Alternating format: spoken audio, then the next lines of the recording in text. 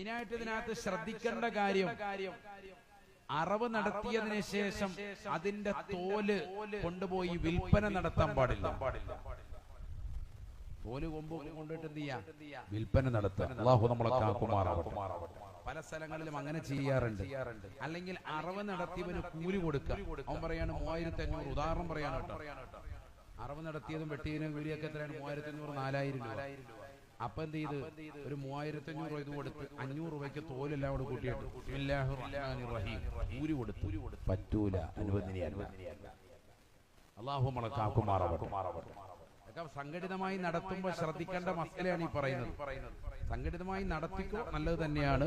പക്ഷെ നടത്തുമ്പോൾ ശ്രദ്ധിക്കേണ്ട മസലയാണ് ഈ പറയുന്നത്. സംഘടിതമായിട്ടായാലും അല്ലാതെ നടത്തിയാലും ഉൽഹിയ്യത്തിന്റെ മസലയാണ് ഈ പറഞ്ഞത്. കാരണം ഇത് ആരാധനയാണ്. ആരാധനയ്ക്ക് വേണ്ടി നിർവഹിക്കപ്പെട്ടതാകുന്ന മൃഗത്തിന്റെ തോല് വിൽപ്പന പറ്റൂല. അങ്ങനെ വിൽപ്പന നടത്തിയാൽ ലാ ഉൽഹിയ്യത ലഹു മൻ ബാഅ ജിൽദ ഉൽഹിയ്യത്തിൻ ലാ ഉൽഹിയ്യത ല ശഫീഉനാ റസൂലുള്ളാഹി.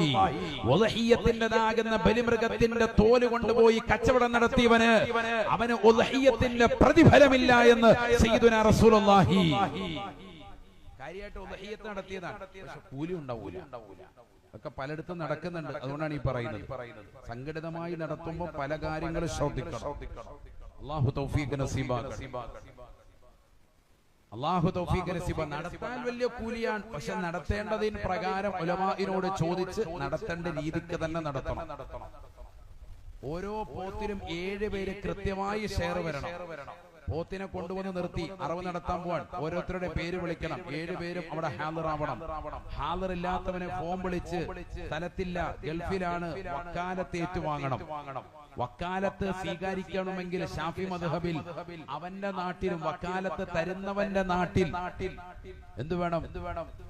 വക്കാലത്ത് ഏറ്റെടുക്കുന്നവനും തരുന്നവന്റെയും നാട്ടിൽ, രണ്ടുപേരുടെയും നാട്ടിൽ ഉൽഹിയ്യത്തിന്റെ സമയം പ്രവേശിച്ചിരിക്കണം.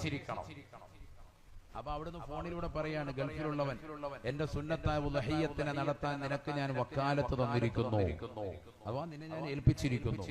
അപ്പൊ ഇയാള് ഫോണിലൂടെ ഇവിടെ നിന്ന് പറയണം, ഞാനത് സ്വീകരിച്ചിരിക്കുന്നു.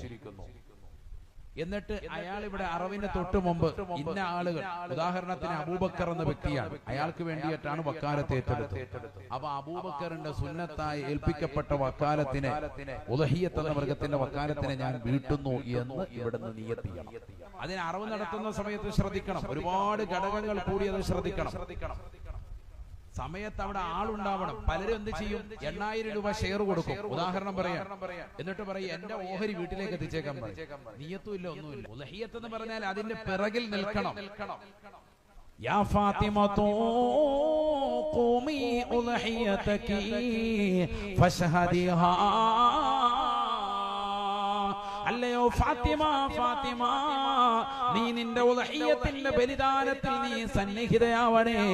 ഫഇന്നലകി ഫഇന്നഹു യുഗ്ഫറു ലകി ബികുല്ലി ഖതറത്തിൻ തഖതുറു മിൻ ദമിഹാ കുല്ലു ദംബിൻ അമിൽതിഹി. നീ നിന്റെ ജീവിതത്തിൽ ചെയ്തിട്ടുള്ള എല്ലാ പാപങ്ങളും പൊറുക്കാൻ കാരണമാണ് അതിന്റെ സ്ഥലത്ത് നീ സന്നിധയാകലെന്ന് നബിയുനാ റസൂലുള്ളാഹി.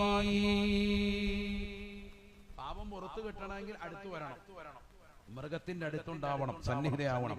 ഇനി സ്ത്രീകളുണ്ട് ഷെയർ ചേർന്നവർ, എങ്കിൽ അന്യപുരുഷനിൽ നിന്ന് മാറി ഒരല്പം മാറിയിട്ട് അവര് നിയത്ത് ചെയ്തിട്ട് അവിടെ തന്നെ ഉണ്ടാവണം.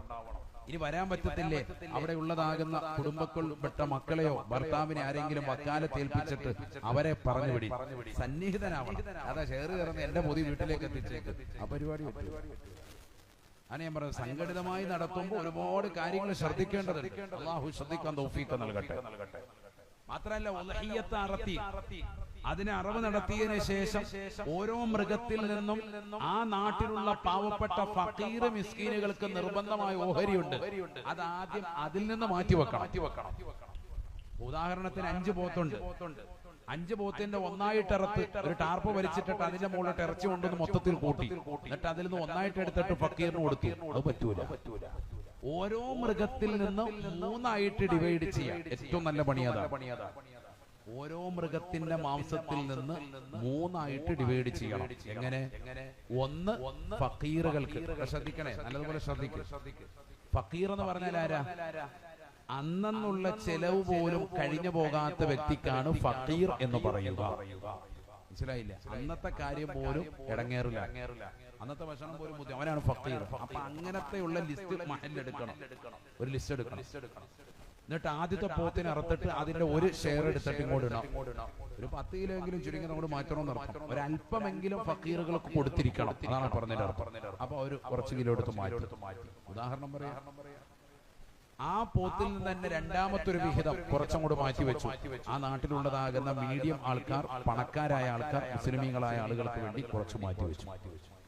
മൂന്നാമത്തെ ഒരു വിഹിതം എടുത്തിട്ട് ഷെയറിന്റെ അഹിലുകാരുണ്ട്, 7 പേരാണല്ലോ ഷെയർ കയറുന്നത്, അവർക്ക് കുറച്ച് കരളിന്റെ ഭാഗം ഉണ്ടെങ്കിൽ ഏറ്റവും ബെറ്റർ. കാരണം നബിതങ്ങൾ കഴിച്ചിട്ടുള്ളത് ഉദഹിയത്തിന്റെ മാംസത്തിൽ നിന്ന് ഏതാണ്? കരളിൽ നിന്ന് അല്പമാണ് നബിതങ്ങൾ കഴിച്ചത്, ബാക്കിയൊക്കെ സ്വതക്കയാണ്. അപ്പൊ ഇങ്ങനെ 3 ആയിട്ട് ഡിവൈഡ് ചെയ്യാം. രണ്ടാമത്തെ പോത്തിനെ അറുത്തു, നേരത്തെ കൊണ്ടുവന്ന് മാറ്റിയിട്ടതിന്റെ മുകളിലേക്ക് അഥവാ ഫക്കീർ മിസ്കീനിലേക്ക് ഒരു ഓഹരി അതിന്റെ മുകളിൽ ഇടുക. അപ്പൊ പ്രശ്നമില്ല.